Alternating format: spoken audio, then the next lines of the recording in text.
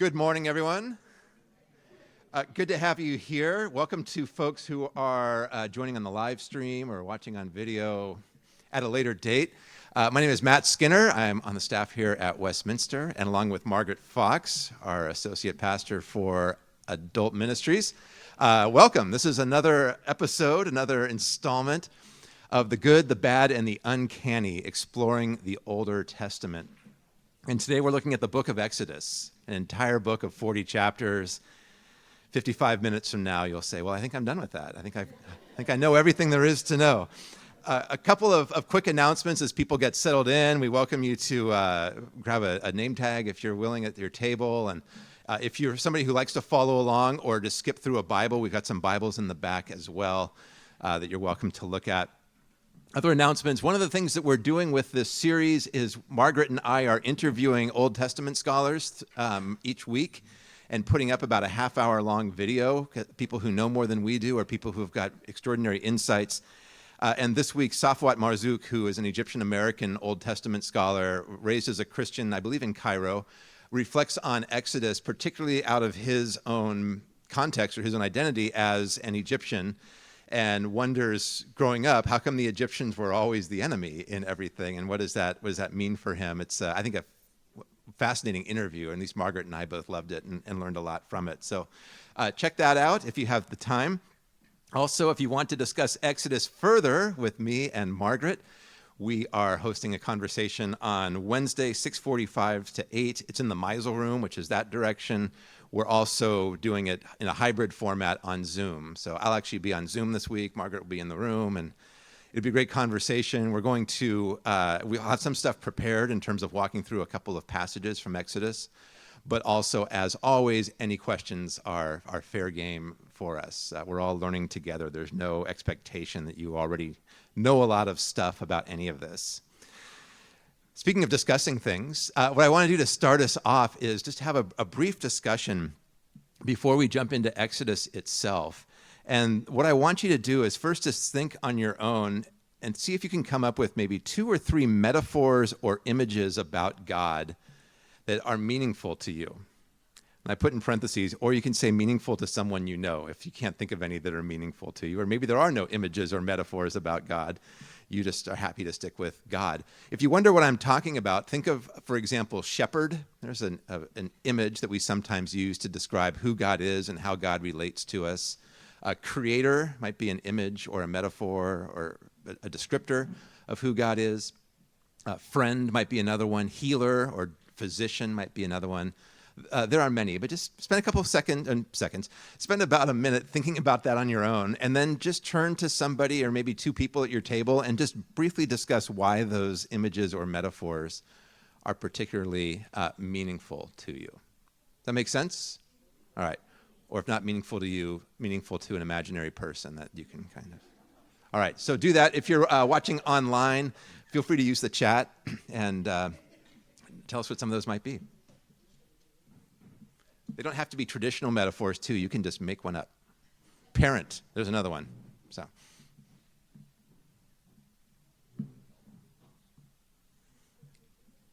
and I'll let you judge when it's time to start talking out loud to somebody at your table.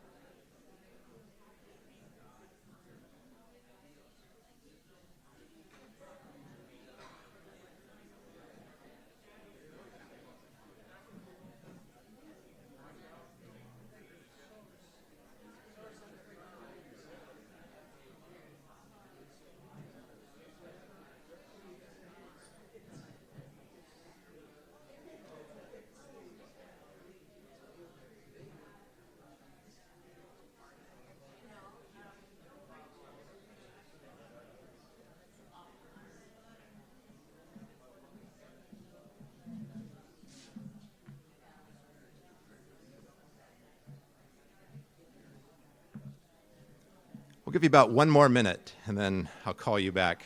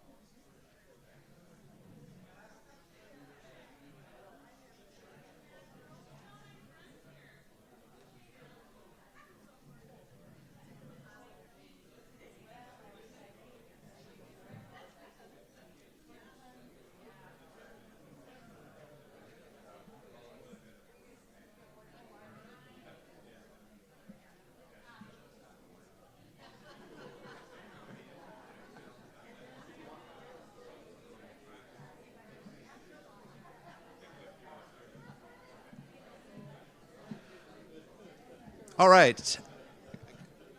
Good to hear some metaphors and images. I'm going to try something that I'll beg the patience for the people watching on the live stream. If people just shout out a couple of these, and I'll repeat them. Anybody want to name a metaphor, maybe, or an image? Maybe somebody else at your table shared it. You thought it was interesting. Love. Healer. God is a healer. Rock. There's a good metaphor. God as a rock. Pardon me? Father. Creator. Spirit. Like a mother hen. It's an image that Jesus uses, right? Like a mother hen who would gather chicks under her wing to protect. Mystery. Good. A listener. Nice. How about one more?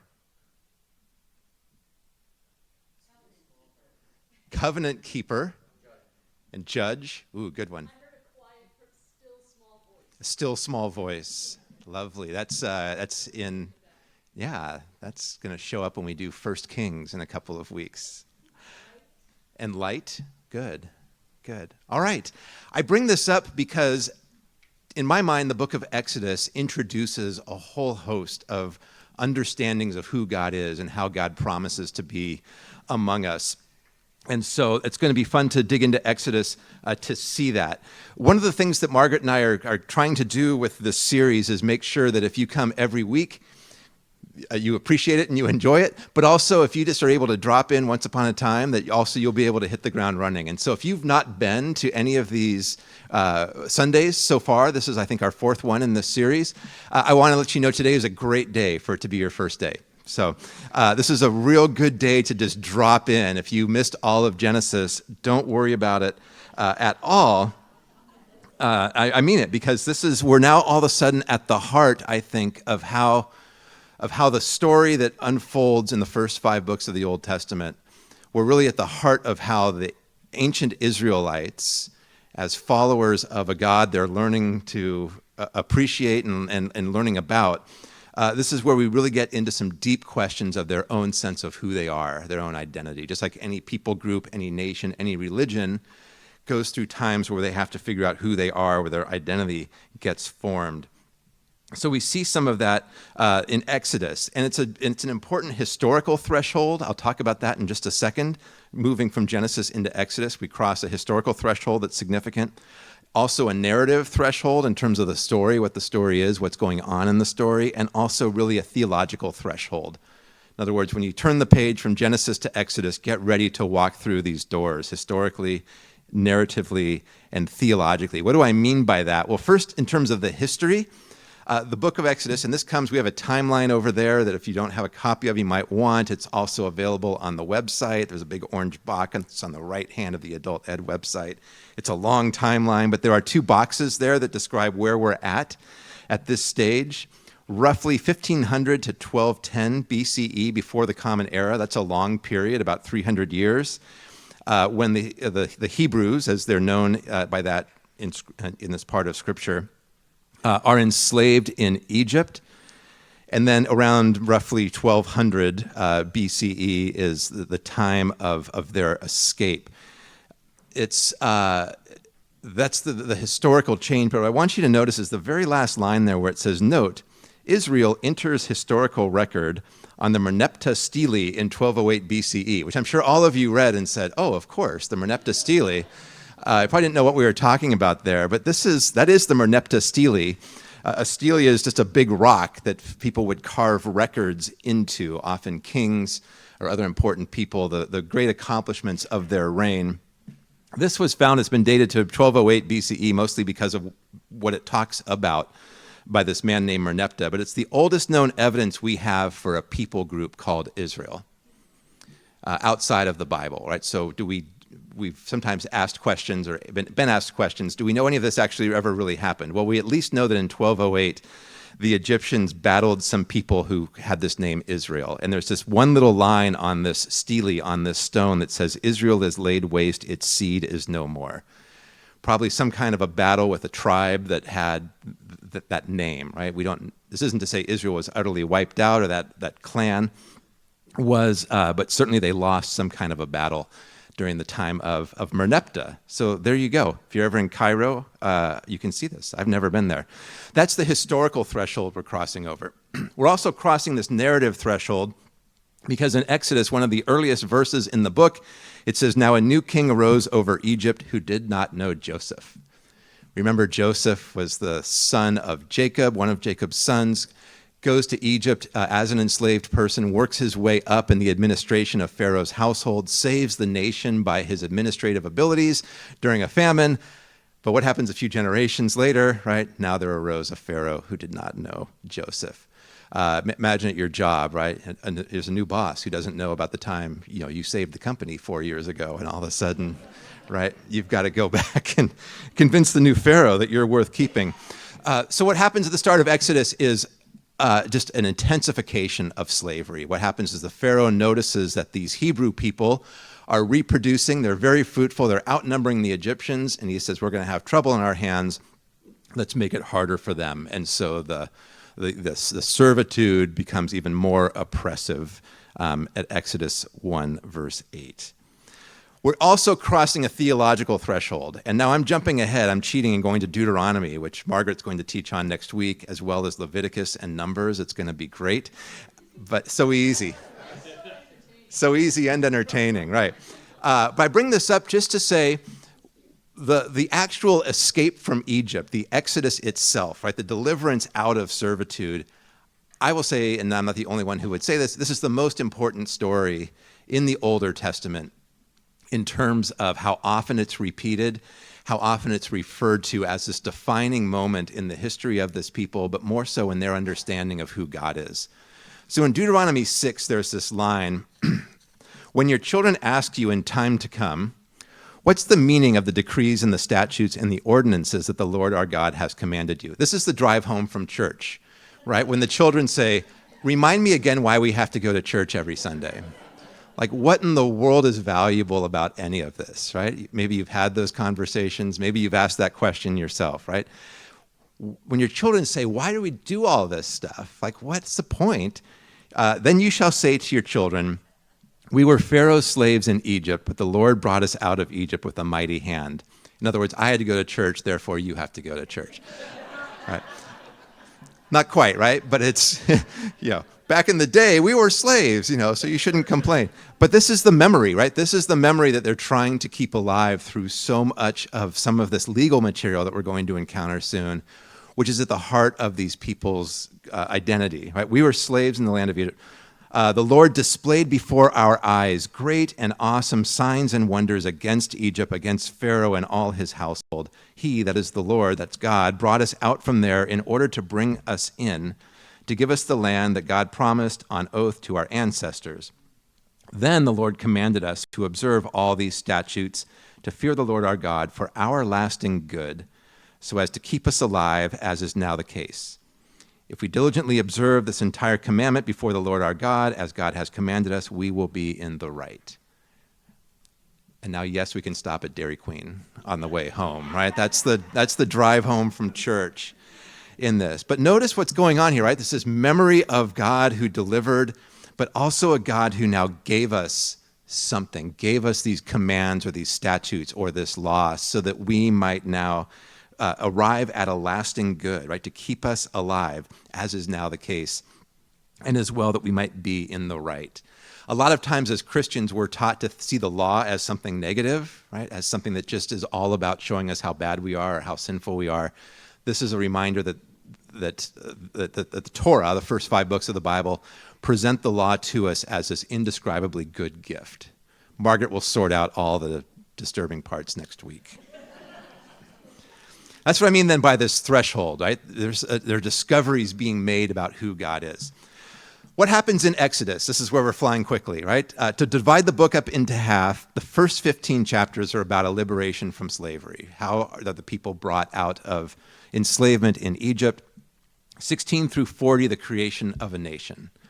And we'll talk about that. We'll break that down. We can split 16 to 40 in half, again, or at least into 2 parts. First, God gives the law. The law continues being given in Leviticus and Numbers and Deuteronomy. But God starts to now explain how these people should live. This is where we get the first reading of the 10 Commandments. Some of you might know, might have had to memorize, right? One of the more polarizing biblical texts, at least in American political culture. But then also God gives other laws about ceremony, laws about building a tabernacle, laws about the priests, and so on. And then Exodus ends where the people are building a tabernacle. And Safwat Marzouk points this out in our interview. Exodus begins with construction. The enslaved Hebrews are building things, and they're forced to make bricks. And Pharaoh increases the amount of bricks they're supposed to make. Pharaoh says, don't give them straw anymore. Let them make bricks without straw. It's enforced servitude. Exodus ends with a construction project as well, but it's the construction of the tabernacle that is freely done and lovingly done, and people even give of their own resources to make this happen. So it's this interesting kind of bookend of Exodus, right? Enforced labor versus freely chosen labor on behalf of serving God. All right. What happens in those 40 chapters then? Again, we're flying at a really high level. I promise I'll slow down in just a minute, right? What goes on? We have new characters. Moses' brother Aaron, it plays a big role, as does Miriam, Moses' sister, who's named as a prophet, one of the few women whose name we know that's identified as a prophet in the Old Testament, and Pharaoh himself. First of all, Moses is saved as a baby. I'm not going to go into great detail about this, but there are a group of midwives who refuse to do what Pharaoh says, which is to kill all of the Hebrew male children because he's trying to keep the population in check. As well, Moses' sister, Moses' mother, and even one of Pharaoh's own daughters disobey Pharaoh, and Moses is kept alive by putting him in a basket and sent down a river where he's discovered and then raised in Pharaoh's household. Moses is then called by God. He has to flee Egypt because he's killed a man and gets married and loving life as a herder, away from all the fuss in Egypt, and God calls him and sends him back to Egypt to be the voice of liberation. That's the story of the burning bush, if you're trying to kind of place all of these things. Moses and his brother Aaron confront the Pharaoh. There are 9 plagues at first that are visited upon the Egyptians. We'll talk about those in a moment as well. Pharaoh does not respond positively. They say to Pharaoh, let the people go. We want to go worship God out in the wilderness. And Pharaoh says, how about you make more bricks instead? And so then the rank and file Hebrews hear about this, and they go to Aaron and to Moses, and they say, thanks a lot. Because of your big mouth, now we've got to work harder. And so this is, Moses and Aaron are in a bit of a pickle here, right? God wants them to do this. They're going to Pharaoh, they're making demands, they're threatening these plagues and things like that, but they don't fully have the hearts and minds of the people as well either at this point.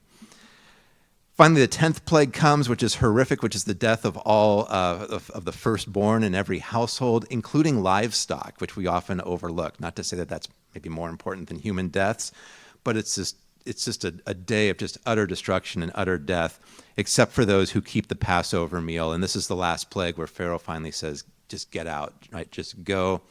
Pharaoh changes his mind. They pursue them. We've all seen this in the movies.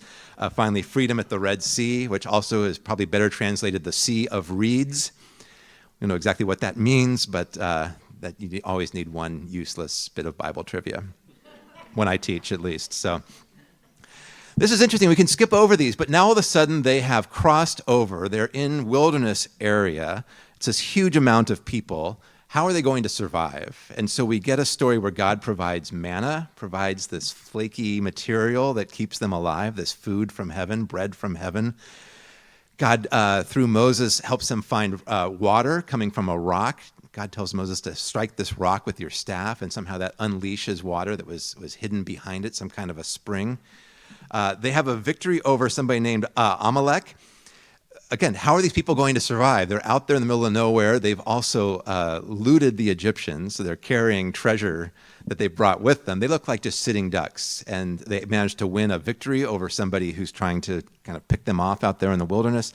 And also Moses learns how to administrate. His father-in-law Jethro says, stop trying to run this whole group by yourself. Why don't you appoint some assistants? And this is where Presbyterians come from.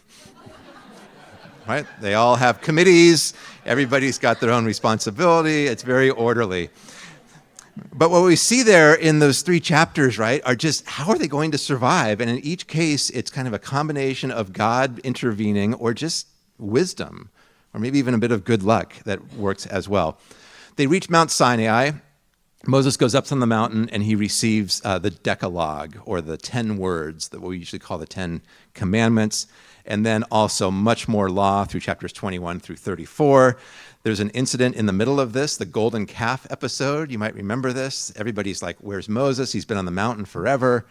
What are we going to do? And they decide to melt down their jewelry and make a golden calf, and they start worshiping it. And it says they rose up to, or they lied down to play, I believe is the word. Nobody's quite sure what that means. It sounds like an interesting worship service in terms of how it's usually translated.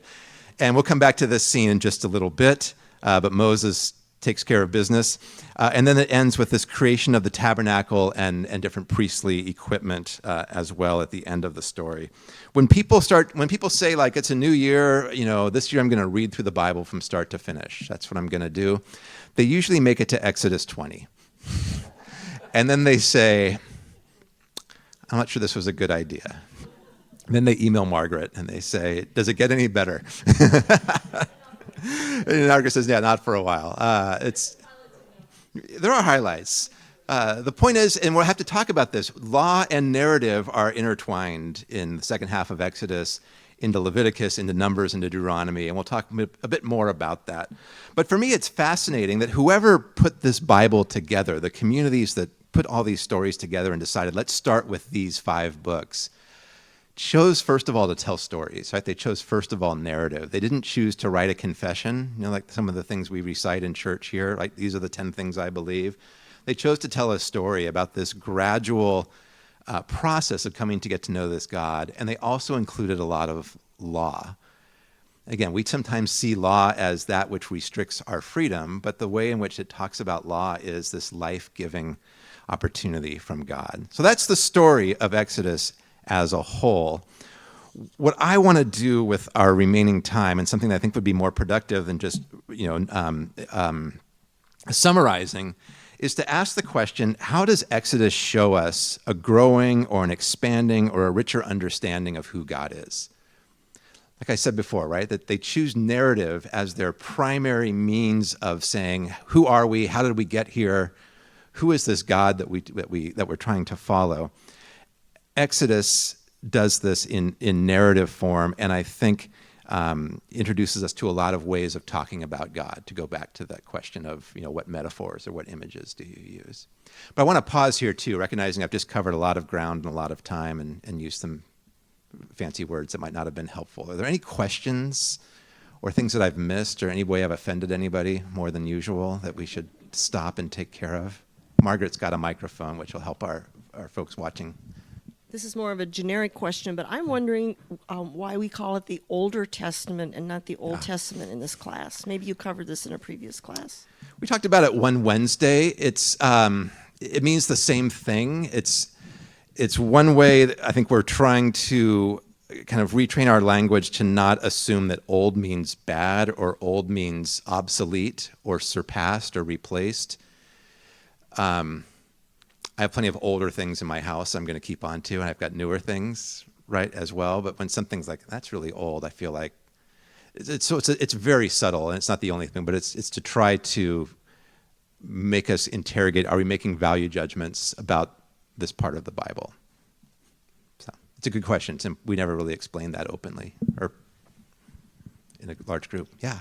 I just had a question because I noticed something for the first time reading this this weekend, is that God hardens Pharaoh's heart. Yeah. And it seems to me that as a student when I was reading, I was thinking of Pharaoh being bad and being punished. But how does the treatment of the Egyptians work in a moral order if God is making them bad? Yeah. Great question.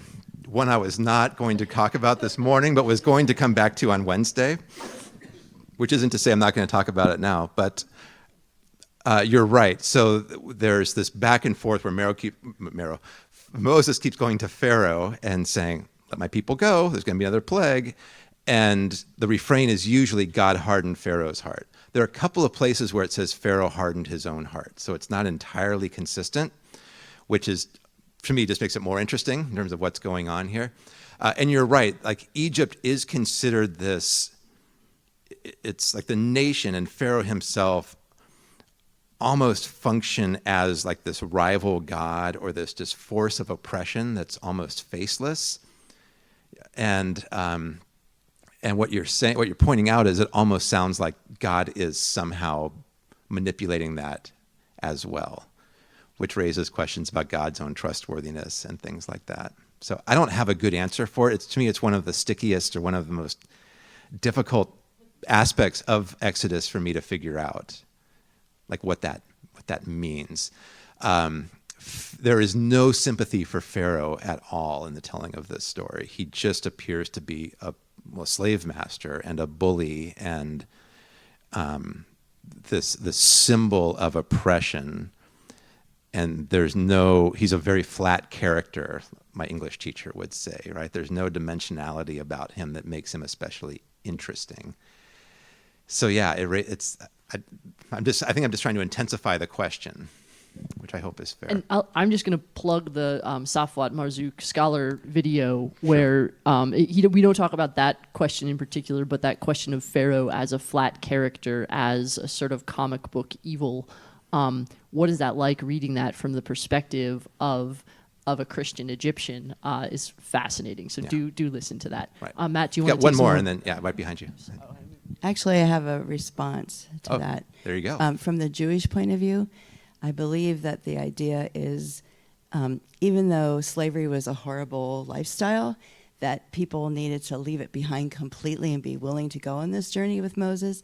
And so hardening Pharaoh's heart increased the amount of pressure and tension and horrible things that were happening so the people would be eager to leave.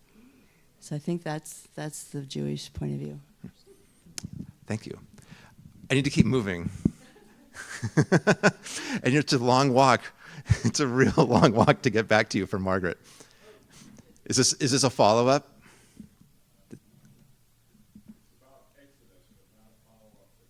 Oh, yeah, can we hold on to it just if we have time at the end? That'd be great. Sorry, just kind of watch the clock as well. What I want to do then with this, go back just to go back to this question, how does Exodus show us a growing, expanding understanding of who God is? In honor of the 10 plagues, I wanted to have 10 observations about this. They don't correspond to the plagues in any way whatsoever, but kind of what's going on theologically in this really rich story, a story that we teach our children about and has had incredible traction, right, or staying power in our imagination of who God is. And the first is to note this, that before there's even talk about God intervening, brave resistance is part of the story. I've mentioned the midwives, I've mentioned Moses' mother and sister and one of Pharaoh's daughters, who resist this edict about killing babies and reach out, and Moses is saved because of this. This is just part of the story, that as you have Pharaoh, who's this monolith of oppression, you've got people around the edges who are refusing to cooperate, which I find really interesting. Because God's going to say something when God calls Moses at the burning bush, which is, I've heard the cries of my people, right? And I've seen their oppression. I just have to imagine that the reason they tell this story of resistance at the beginning of Exodus is part of this reminder that it's not just about a God who says, I finally decided to intervene now. There's something about people and their activity that also matters for this story. The second thing I want to highlight is that God in Exodus sees oppression and responds to oppression. This comes out at the burning bush. I'm not going to put up the entire text, but if you are looking for something to do today, Exodus chapter 3, when Moses encounters the burning bush and hears the voice of God, God gives God's name to Moses. There is a lot of visual language, a lot of seeing language. Moses sees the bush. God describes seeing the oppression that's taking place in Egypt. It's all of the sensory. It's just quite stunning when you notice how much of it is really there, right? About a God who sees, about a God who's not walled off to all of this. Also then when Moses brings Aaron along because Moses says, I'm not really good at speaking. You really shouldn't have asked me to do this. And God's like, well, bring your brother. He's better than you are at speaking. And so Aaron is kind of the mouthpiece of the liberation movement. In Exodus 4, they've now gone back. Moses and Aaron are now in Egypt, and they've tried to convince Pharaoh, and the plagues are about to begin. Moses and Aaron went and assembled all the elders of the Israelites. Aaron spoke all the words that the Lord had spoken to Moses and performed the signs in the sight of the people. God says, nobody's going to believe you, so, do this with your hand, put it in your coat, and it'll come out all withered, and put it in again, and it'll come out. What look like magic tricks to us, but there's signs that they perform to boost their credibility. The people believed, and when they heard that the Lord had given heed to the Israelites and that God had seen, there's that language again, that visual language, had seen their misery, they bowed down and worshiped. It's not exactly clear if they even know who this God is at this point in time. They might have forgotten. This might have been lost in some ways. Safwat Marzouk talks about this a bit in the video, that in the book of Ezekiel, it actually says that they were worshiping Egyptian deities at the time. So we're not exactly clear, but in a way, part of what Moses and Aaron have to do, as the story tells it, is not just announce liberation, but also reintroduce this people to their God. And it looks pretty easy here, right? That they bow down and worship. It looks like it happens quite simply. But it's a longer story, and there's going to be the golden calf incident. People are going to say things like, we're starving. Why did you take us out of Egypt? At least we had, onions and leeks to eat back there. Now we're out here in the wilderness and we're going to die here and everybody's going to make fun of us. We're going to be the nation that was too stupid to, pack food or something like that. And so there's always this need for the people to be reintroduced to who God is. And God sees, and God is marked, I think, or at least identified as a God who responds to oppression. The third point is that God is a warrior in this. Jim might have said God is a judge earlier on. Not always everybody's favorite image for God as a judge, mostly because we've seen too many bad cartoons about Judgment Day, maybe. God as a warrior is not always everybody's favorite image, and that might have something to do with privilege and where we stand in society and history. Other Christians, I should say, they're Jews as well, are much more willing to talk about God as a warrior, God as a judge. Where does this come up? After they cross the Red Sea, or the Sea of Reeds, the first thing they do is sing, which is lovely. That's the response. They sing a song about how God has delivered them. And the song goes like this: I will sing to the Lord, for the Lord has triumphed gloriously. Horse and rider God has thrown into the sea. Then in verse 3, the Lord is a warrior. The Lord is his name. And that Lord in all caps there is the name that God gives to Moses. So they're announcing God's name, but they identify God as a warrior. And we're going to keep coming back to this in this study. But one of the questions I think we have to reckon with is, can God be love and can God be a warrior? Can God be a lover and can God be a judge at the same time? Do we see those as incompatible? Or is God's willingness to fight on behalf of God's people a sign of God's love or a sign of God's greatness? This raises questions about from whose perspective are we talking, right? Who wins and who loses when there's a warrior in the room? Those kinds of questions get complicated in a hurry. But remember, from the perspective of these texts, remember we talked about this over Genesis, these are also books that are being written down as a defeated nation is trying to come up out of the ashes and trying to reform itself and figure out who it is. That plays a part in some of this. God is also very much a nurturer. God feeds and sustains God's people with the gift of manna, with the water from the rock. There are some rabbinic writings. These come from the time after Jesus, but Jewish teachers who interpret some of these texts and actually introduce maternal language for God, which is quite interesting, right? Who talk about God nursing God's people with the provision of manna and of water. So warrior, typically much more of a masculine image. Doesn't have to be, but typically, I would say, while these nurturing images are typically more maternal. Exodus doesn't bring that to the surface in a super explicit way, but certainly Jewish teachers throughout the centuries have seen that, have seen God's sustenance, God's nurturing care as just as vital as God's work as a warrior, right? So don't miss that. 5 and 6 on one slide together. This is a double, the daily double. God is sovereign. I'll explain what I mean by that in just a minute. And that God also gives the law as a gift. And this is maybe a good time to stop. I think Margaret might have mentioned this previously, but law, law is our English translation of the Hebrew word Torah. And a better translation of Torah is really teaching or instruction. We tend to think law, and we tend to think, I think in our culture, of, if you've ever been to a lawyer's office, right, and you've got like volumes behind their desk, right, Margaret? Yeah, just this library, right, full of legislation. What's that? Well, on the computer now, but it's more impressive when you see the guy on TV, the law offices of whoever. Yeah. No jokes. Okay, so no lawyer jokes. Right, we tend to think of law as this massive thing that's out there, and you don't want to get in its way, or you don't want to run afoul of it. And there are some aspects of that, but I think the idea of Torah is much more. This is an expression of God's teaching. This is God saying, you want to know what makes for a good life, for a prosperous life, not in a prosperity gospel kind of way, but a fruitful life. But follow these instructions is one of the kind of the undercurrents of how the law is given. And so this comes for the giving of the 10 Commandments in Exodus chapter 20. These are the first laws God gives to Moses on behalf of the people. And it says God spoke all these words. So what's the opening law, so to speak? I am the Lord your God who brought you out of the land of Egypt, out of the house of slavery. You shall have no other gods before me. That's what I mean by God is sovereign, this idea that God is going to demand exclusive worship from these people.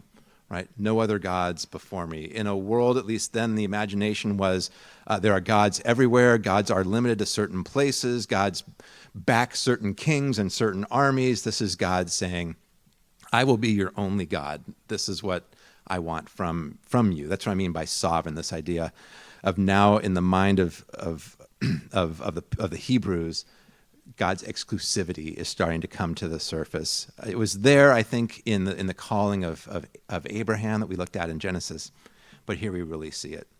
And this is the beginning, right? The Decalogue, we often call this. And the Decalogue just means the 10 words, because that's how it's introduced. We call it the 10 Commandments popularly, but in Jewish communities still they'll talk about the 10 words. God spoke all these words.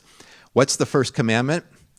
It's really interesting. Different groups disagree on how to number the commandments, but in most Jewish communities, the first word is actually not even a commandment. It's simply, I am the Lord your God who brought you out of the land of Egypt, out of the house of slavery, period. That's the first word. Notice it's not a command, right? It's simply an identification, right? This is who I am. This is how you know who I am. Then the therefore would be, or for some, the second commandment would be, you shall have no other gods before me. This raises the question of what in the world is happening at Sinai. Why does the story change from the story of liberation and the miraculous to now Moses is on the mountain for chapter after chapter after chapter, receiving instruction from God? part of what's going on is a nation's being born, I think, on Sinai. That this people who had an identity largely as slaves, as enslaved people in Egypt, are now starting to discover what freedom's going to be like for them and what it's going to mean for them to live together. God made promises, I'll make you a great nation, to Abraham, but now we see the real practicalities of quote-unquote nation building starting to take place under the law. So it moves from being a story about liberation to a story about the identity of the nation. Or as Safwat Marzouk said, the story begins where the people belong to Pharaoh, and now it's moving to where the people belong to God. And God is presenting God's own self as a good God, as a gracious God, as one who is not going to oppress these people. So sometimes that takes some reprogramming for us as Christians to think about the law in certain ways. One of my friends who used to be a pastor has a sermon about the Sermon on the Mount, and he has a line that I've never forgotten where he says, at the Red Sea, God took the people out of Egypt. At Sinai, God took Egypt out of the people. And what he meant by that, right, is this is part of an unlearning of what oppression looks like.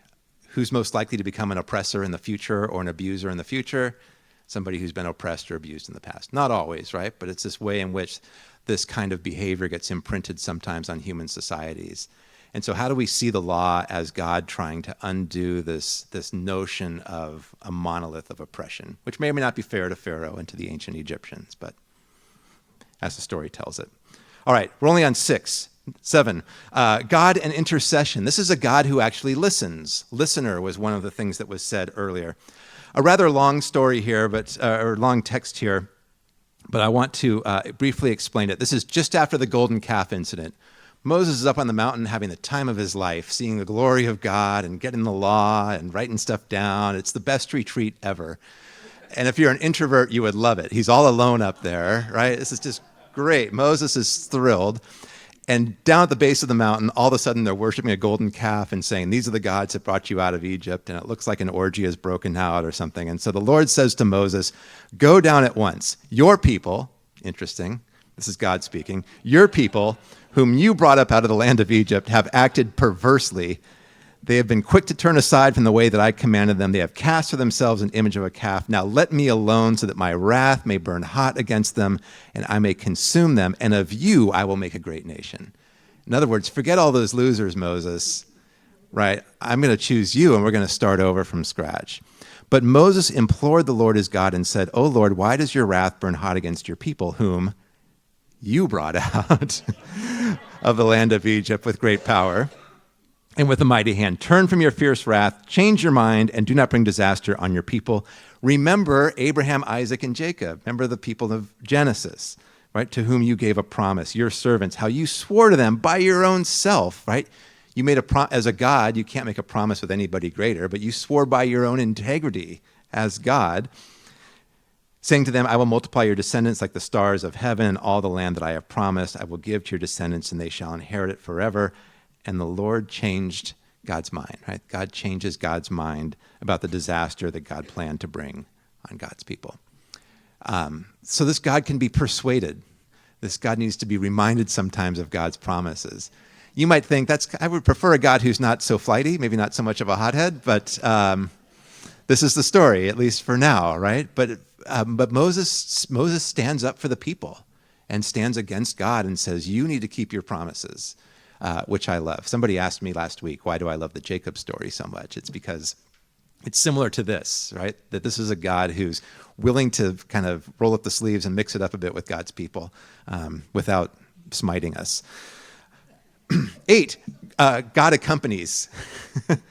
God accompanies people. So this is a little bit later. Moses said to the Lord, see, you've said to me, bring up this people, but you have not let me know whom you will send with me. In other words, like, really, what's going on here? We're still on Sinai. Where are we going from here?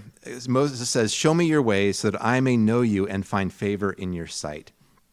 Consider, too, that this nation is your people. In other words, it's not just about me getting law from you, God. When are we going to get on to the real business of living and surviving? This is God, said, my presence will go with you and I will give you rest. And he said to him, this is, and Moses said to God, if your presence won't go, don't carry us up from here. In other words, if you're not coming with us, don't send us away. For how shall it be known that I have found favor in your sight, I and your people, unless you go with us? In this way we shall be distinct, I and your people, from every people on the face of the earth. In other words, the imagination here is that what if this God only dwells on Sinai, only dwells on the mountain? And Moses is saying, I don't want to leave. I don't want to lead the people away if you aren't coming with us. How will we be a distinct nation? And part of that is probably how will we survive, right? We are runaway slaves with no land and with minimal access to food and water. And then the Lord said to Moses, I will do the very thing that you have asked, for you have found favor in my sight, and I know you by name. In other words, God promises to accompany God's people. God promises to dwell with them. This is why they build the tabernacle, so that God can be present among them. And then after this, God shows God's self to Moses.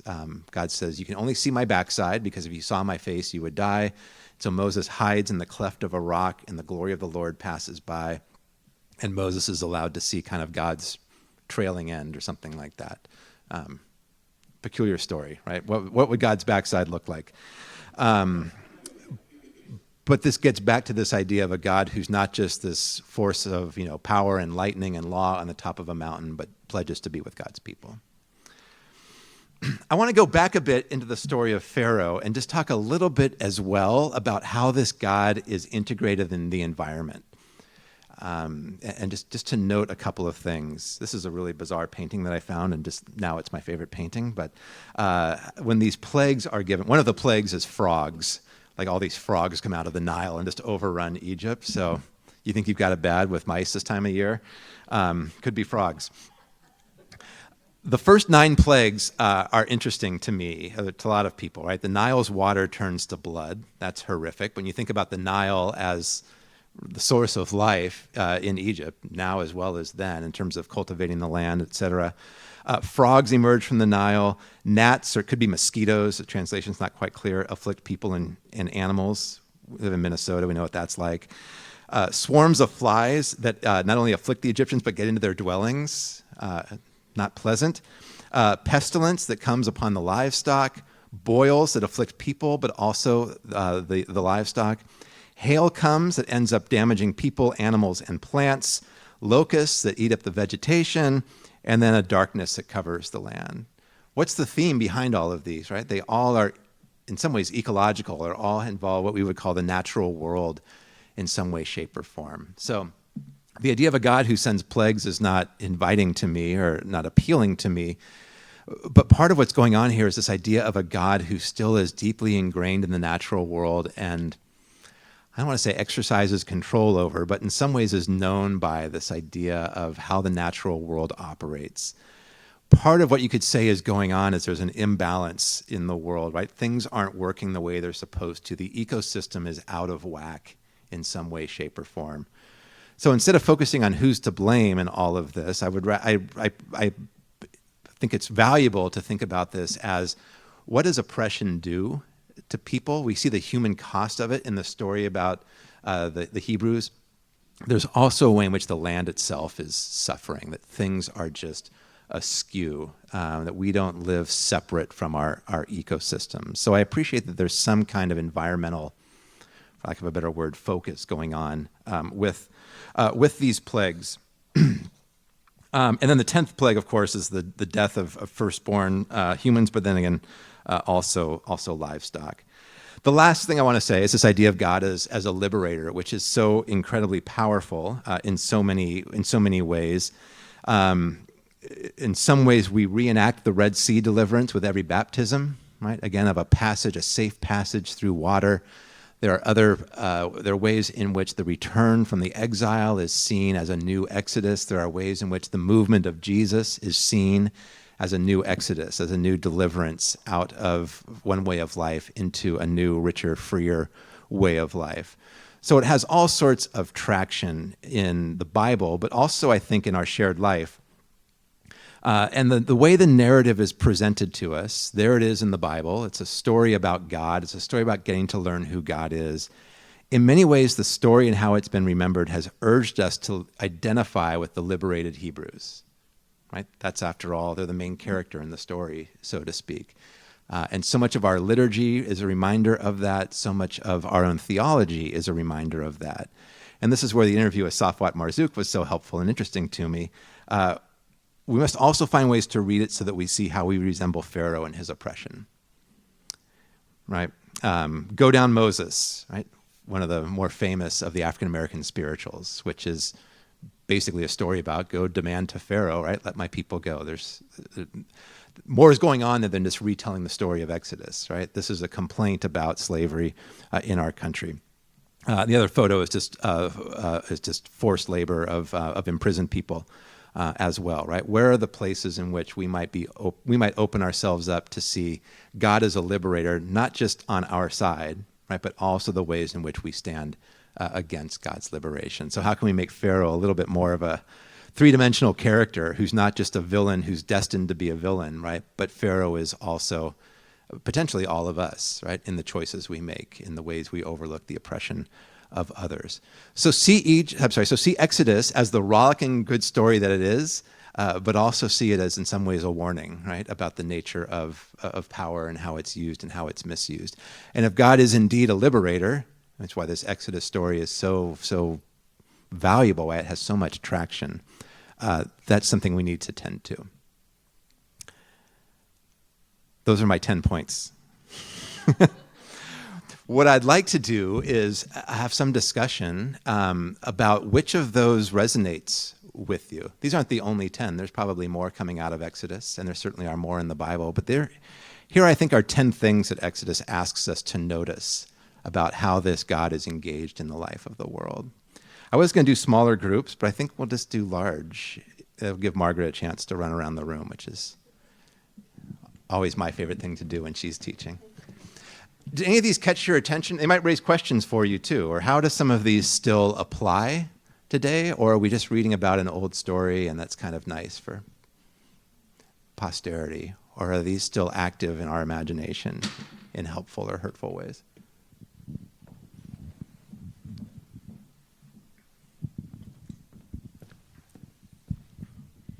As you listed many of these, it struck me that I just take these for granted, that God is listening, that God, is going to provide for us, that God is, gave us laws and things. And the fact that Exodus was this first time where everybody kind of figured this out is just a whole new thought for me. And it's just interesting because I just thought that was kind of part of the package. Right. And now here we are saying, well, no, this is the first time when these kinds of things happened and they hadn't been evident before, and now people are embracing it. It's just a whole new thought. Good. Yeah, thank you. Yeah, how do these ideas come to be discovered by a people? And then how do we test them? This is what others would say. Because I've got stories where God didn't respond to my intercession. I mean, how do we still know this is true? But you're right, to go back to like, where was this quote unquote discovered is one of the reasons why we're doing this year. Yeah. Karen. I was glad at the end that you came around to the relevance of today, because I felt like throughout the lesson you were speaking of white supremacy and black oppression and slavery in this country. Yeah. And so I was just glad that you came around to that relevance for today. Yeah. Took me a while, but I got there.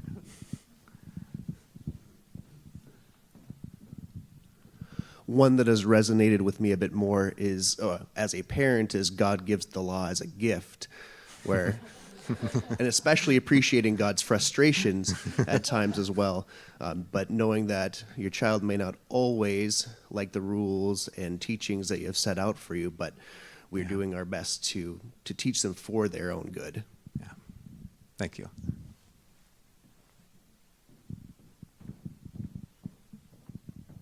I think the one that is most resonant for me is God accompanies people, and that seems so central to our reading of the New Testament too, and to our creed that we have borrowed from the Canadians. You are not alone. Right. Thank you. I should point out, too, one of the themes we'll see weaving its way, or two of the themes through the Older Testament, this idea of holy places, building a temple, but also this idea, is God accessible anywhere? And I don't think they ever resolve, but you've got both themes that work together at different points. And of course, the Newer Testament comes right into that, right? Where can Jesus be encountered, and what's the value of ritual and of places and things like that, which for most Christians we kind of avoid.